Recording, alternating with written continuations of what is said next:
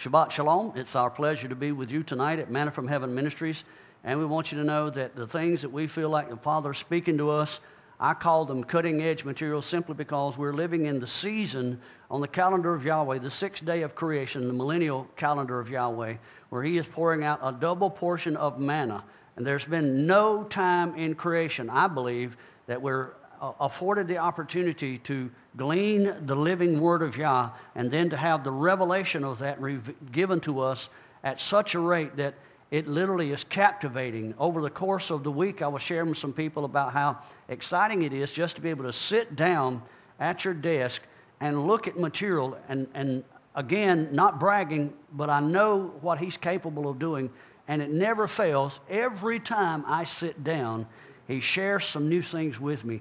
And it's not my doing, it's His doing, and it's marvelous. And this Torah portion tonight is no less than a marvel when you start looking at what He is about to reveal to you. You're going to look at some things tonight, I dare say, that you have never seen in the Scripture. I've never seen them. I've never seen them exposed and revealed this way.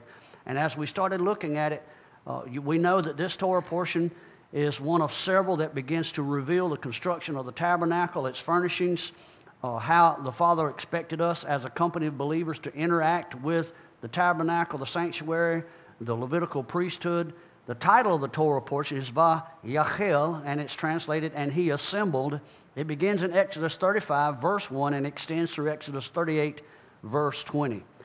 And I've developed a habit over the course of years in my studies as I sit down and I begin to read something, and I do very little reading initially. Actually, I just start looking at a specific verse, and rather than reading the entire Torah portion and coming back, I usually get caught up in one verse to begin with, and I look for things that catch my attention, an anomaly, if you will, something that sort of seems out of sorts, or it may be something that jogs my memory and carries me back to something I've looked at previous in the Torah. And as we started looking at this particular portion, Exodus chapter 35, verse 1, we're immediately told that the Father instructs Moshe to call an assembly of all the congregation. And as soon as he calls that assembly, he begins to mention the Sabbath. And automatically, when I saw that combination of an assembly being called together, followed by the instructions of the Sabbath, it immediately carried me back to Genesis chapter 2. When all the work of Yahweh was finished on the 6th day, and He assembled all the hosts of heaven, and then He goes into chapter 2 of Genesis to share with us the covenant sign of the Sabbath. And so I'd like to begin to look at the significance between these two verses of Scripture, Exodus 35, verse 1, and Genesis chapter 2, verse 1. And as we delve into it and begin to peel back the layers, looking down into the Hebrew language, we'll see what Father's trying to teach us in this specific Torah portion, and He assembled. If you read Exodus 35, verse 1, it says, "And Moshe gathered all the congregation of the children of Israel together, and he said unto them, These are the words which Yahweh hath commanded, that you should do them." And by the way, we spent several days this week talking about the commandments of Yahweh and those that would keep His commandments. And the earmark of an individual that loves Him is that he becomes a covenant commandment keeper. Now, let's look in Genesis chapter 2, verse 1. And you may not see the connection in the King James English. That's why it's incumbent upon you, if you want to really be an astute scholar, you need to begin to look into the Hebrew language. Genesis 2, verse 1 says thus, "The heavens and the earth were finished, and all the hosts of them." Now, the word host in Hebrew is the word that connects us to the gathering or the assembling of the congregation of Israel. It is the word sabah, Strong's number 6635, and of course, it does mean, it's translated as host, company, multitude, and assembly. But what I would like to call your attention to is the two-letter root of this word sabah, and it is the zadi bait. And if you were to look at it, it's 6632 in your Strongs, and I'm giving you these numbers. Hopefully, if you have an opportunity to go back and study them and look at the notes, it'll eliminate some of your effort in having to go back and look the numbers up for yourself.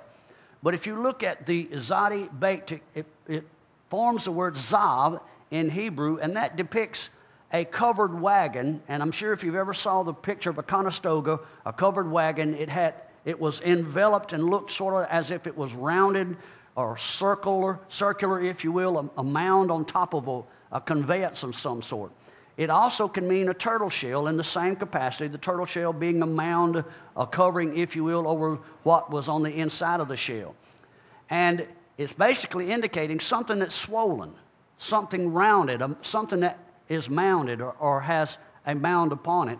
And I had to ask myself, could this assembled group that we're talking about, not only here in Genesis chapter 1, but in Exodus 35, since this word sabah is connected to both, could this assembled group, representing the witness to the marriage covenant, which the Sabbath is the seal and sign of that covenant, could this group also be witnessing the intention of Yahweh to cause the womb or the belly of his bride, that's why this is a marriage covenant, could we be witnessing the intentions of Yahweh to cause the belly or the womb to swell from pregnancy? I believe so, because Malachi chapter 2 says that the intent of Yahweh was to have the residual of his seed in the earth for one purpose, and that is to produce godly seed. Well, as I started to look at this word, I began to notice the gematria of it, and it is 93. The same as Strong's number 3711, that word is kapah, which means to soothe, and of course the root of the word kapah is kaf, and you should be familiar with that. The word kaf in Hebrew means the palm of the hand, the concave portion of the hand, and also the concave portion of the foot. And it happens to be the same as the root of the word kippur, Yom Kippur, which means to atone for, to ransom, and to cover. And so now you're beginning to see a connection here. Yahweh's calling this assembly in Genesis chapter 2 for the express purpose of revealing a marriage covenant. His intentions being revealed is that he wants to produce himself in the earth in the form of divine seed, produce offspring. And so he's revealing to you that his intent is to have a bride that will contain the seed in her womb. And as he's doing that, he's also revealing to you this redemption covenant that he's going to, at some point in time, cover her with the palm of his hand, redeem her, ransom her, become the atonement for her. And of course, we know that was duplicated in the person of Messiah. And so in Genesis chapter 2, the purpose of this assembly is to witness the covenant of the ransomed bride. Now, if that is the truth, and there's a connection here to Exodus 35, verse 1, we should begin to see the basic premise of what I've just shared with you in this particular Torah portion as well. Let's go back and look at Exodus 35, verse 1. You will notice it says, and Moshe gathered. Of course, that word in Hebrew, Strong's number 6950, it's pronounced chahal, and it means to assemble, to summons. Now, the interesting thing here is that this word kahal means to take myriads of people, individuals, and assemble them together as one. Pay attention to that. This is important. I'll call your attention to it again in a few moments. The gematria, the numerical value of this Hebrew word kahal. Now, it's important to remember that every Hebrew letter has a corresponding Hebrew number. Just as every letter means something, it's a word picture, so does every corresponding number. You put the numbers and the letters together, and the picture's enhanced beyond the scope of our ability to see it in just the plain King James English. You will not be able to see it. Well, the gematria of this word kahal is 135.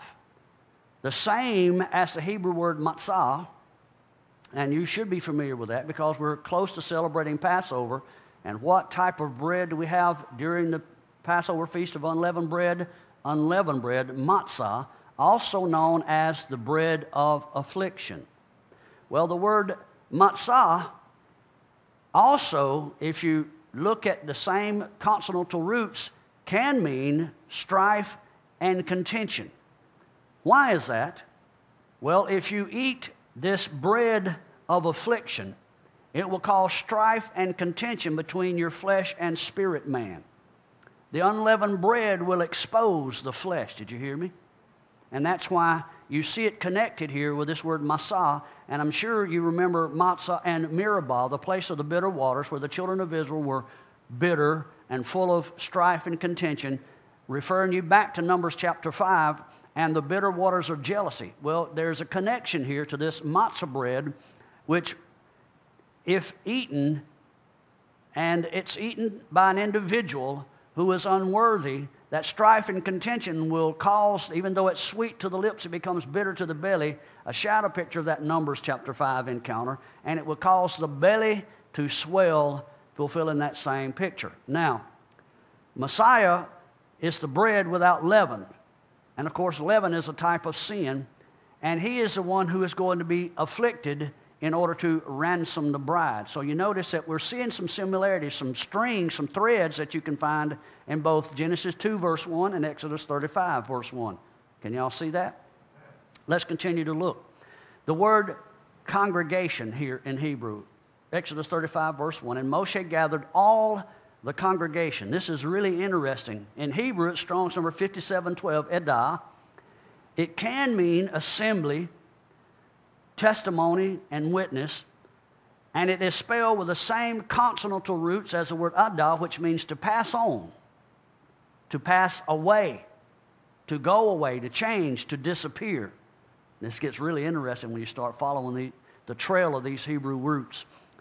The two-letter root of this word, edah, is the ayin dalet, ed or ad, and it can mean witness, but it also can mean filthiness, as in that's derived when one is in a menstrually unclean condition. So, what's being said here?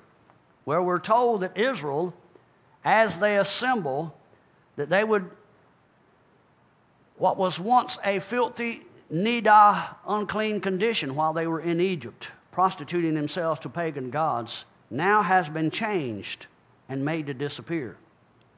They're being shown the covenant promise and seal again, the very same thing that was shown to creation in Genesis chapter 2.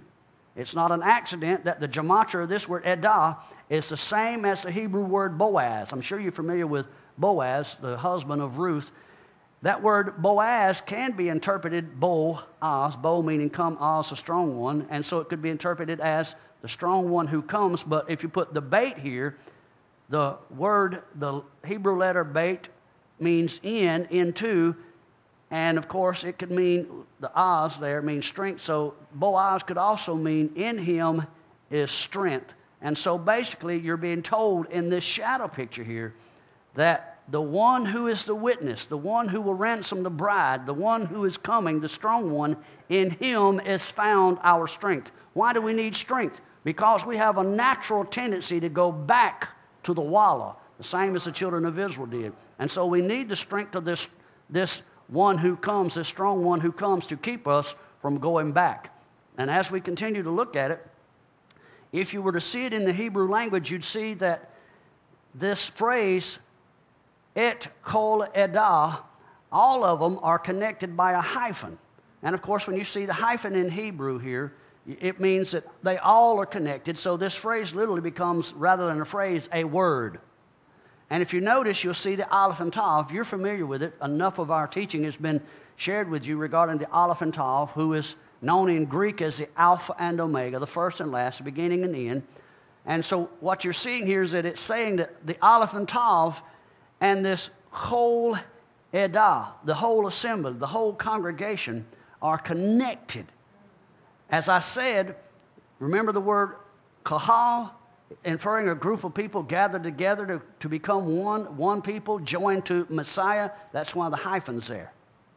We're told that the purpose of them coming together is to be joined to Messiah. And of course, Messiah is the husband. So what's taking place here, he introduces them immediately to the covenant of the Sabbath, same thing that you see in Genesis chapter 2, reminding them that a rehearsal is being revealed once more in the earth. Again, repetitive. That's how Yahweh teaches us. Genesis chapter 2 gives us the initiation of the marriage covenant, sealed by the Sabbath. Every week we have the Sabbath in front of us to remind us that the strong one's coming. And the strong one is the one who's going to keep us from going back to our filthy, unclean condition if we will remain in covenant with him. Well, the interesting thing here, and I want those of you that are listening for the first time, I want you to remember that Moses